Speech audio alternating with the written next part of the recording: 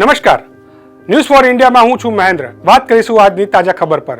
અમરેલી જિલ્લામાં આવેલા ખાંભા નજીક ખોડિયાર આશ્રમમાં એક સાધુએ બીજા સાધુ પર વિધર્મી હોવાના આક્ષેપ મૂકી તેની જટા કાતરથી કાપી વિડીયો બનાવી વાયરલ કર્યો છે અને સાથે જ 21,000ની લૂંટ કરી ફરાર થતા પોલીસે તેને ઝડપી લઈ તેની પૂછપરછ શરૂ કરી હતી. જ્યારે હિન્દુ મુસ્લિમોની ધાર્મિક લાગણી દુભાઈ હોય તે અંગેની કોમેન્ટ કરતા સાધુ પર પોલીસે કાર્યવાહી હાથ ધરી હતી.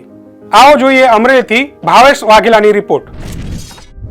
અમરેલી જિલ્લામાં આવેલ ખાંભા નજીક ખોડિયાર આશ્રમના ભગુડા નજીક આવેલ ભોંયરાધાર આશ્રમના અર્જુનગીરી મહંત અહીં આરામ કરતા હતા ત્યારે હળવદ વિસ્તારના સાધુ અર્જુનગીરી અને અન્ય એક વ્યક્તિ સાથે મળી આ સાધુ પર વિધર્મી હોવાનો આક્ષેપ કરી માર માર્યો અને તેની જટા કાતરથી કાપી નાખી લાઈવ વિડીયો બનાવી વાયરલ કર્યા હતા. ભાવનગર જિલ્લાના મહુવા તાલુકાના ભગુડાના ભોંયરાધામ આશ્રમના સાધુની લાંબી જટા કાપીને વાયરલ વિડીયો કરનાર સાધુ સામે લૂંટ સાથે હિન્દુ મુસ્લિમોના કોમી વમનસ્ય ઊભું કરવા અંગેની ખાંભા પોલીસમાં ગુનો નોંધ્યો હતો. આ ઘટનામાં જટા કાપનાર આરોપી અર્જુનગીરી સાથે બે વ્યક્તિ સામે મારામારી અને હુમલો કરી રૂપિયા 21,000ની લૂંટ કર્યાની ખાંભા પોલીસ મથકમાં ફરિયાદ નોંધાઈ છે.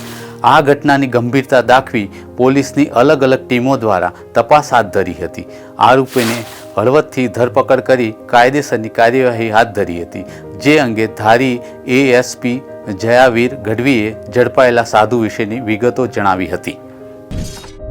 ખાંભા પોલીસ સ્ટેશનમાં એક ફરિયાદ દાખલ કરવામાં આવી હતી, જેમાં ખોડિયાર આશ્રમ જે આવેલું છે ત્યાં અર્જુનગીરી નામના એક સાધુ આવેલા હતા અને ત્યાં બીજા બે સાધુઓ, જેમાંથી એકનું પણ નામ પણ અર્જુનગીરી છે, તેમને એમની જોડે આવી અને માથાકૂટ કરી હતી અને તેમની ઉપર એવા આક્ષેપ લગાવેલા કે તે વિધર્મી છે અને એમની પાસેથી રહેલા રોકડ અને એમની પાસે રહેલો ટેકનો સ્માર્ટ કંપનીનો મોબાઈલ અને બીજો મુદ્દામાલ કુલ મળી 21,150 રૂપિયાની લૂંટ આચરી હતી અને ત્યારબાદ બંને સાધુઓ ફરાર હતા.